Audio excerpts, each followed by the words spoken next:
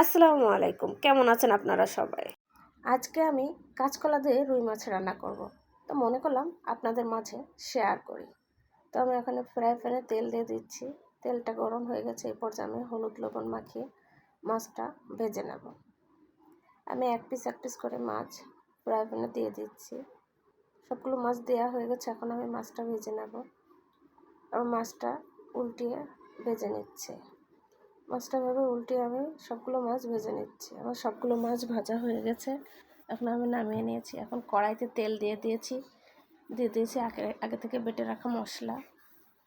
আমি পুরো রান্নাটা কাঁচামরিচ দিয়ে রান্না করার জন্য কাঁচামরিচ বেটে দিয়েছি। এখন দিয়ে দিলাম পরিমাণ মতো লবণ, দিয়ে দিচ্ছি হলুদের গুঁড়া, দিয়ে দিলাম ধনের গুঁড়া, দিয়ে এখন মশলাটা ভালো করে কষিয়ে নেব।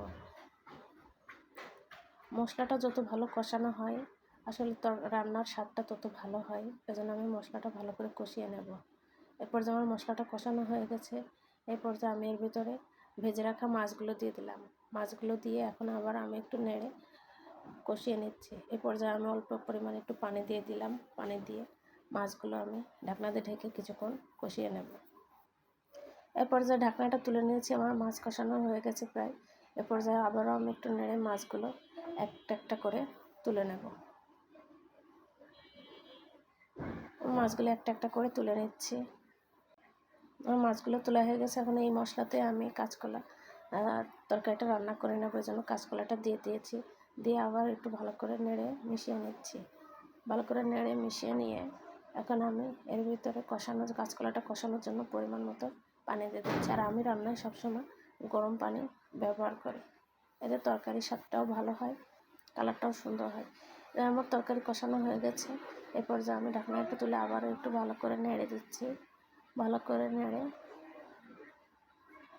কষিয়ে নিয়েছি। এই পর্যায়ে আমি পরিমাণ মতো পানি দিয়ে দিচ্ছি। পরিমাণ মতো পানি দেওয়া হয়ে গেছে, এখন আবারও আমি একটু নেড়ে নিচ্ছি। আবার একটু নেড়ে দিয়ে ঢাকনা দিয়ে ঢেকে দিয়ে কিছুক্ষণ রান্না করে নিচ্ছি। এরপরে যে ঢাকনাটা তুলে নিচ্ছি, তুলে নিয়ে এখন আমি আগে থেকে কষিয়ে রাখা মাছটা দিয়ে দিলাম তরকারির ভিতর দিয়ে এখনও ভালো করে আমি এভাবে একটু নেড়ে মিশিয়ে নিচ্ছি। মিশিয়ে নিয়ে আবারও আমি ঢাকনা দিয়ে ঢেকে কিছুক্ষণ রান্না করে নেব। আমার ভিডিওটা যদি আপনাদের ভালো লাগে প্লিজ লাইক করবেন এবং আমার চ্যানেলটা সাবস্ক্রাইব করে রাখবেন। রান্নাটা হয়ে গেছে, দেখেন কত সুন্দর একটা কালার এসেছে। সবাই ভালো থাকবেন, সুস্থ থাকবেন। আল্লাহ হাফেজ।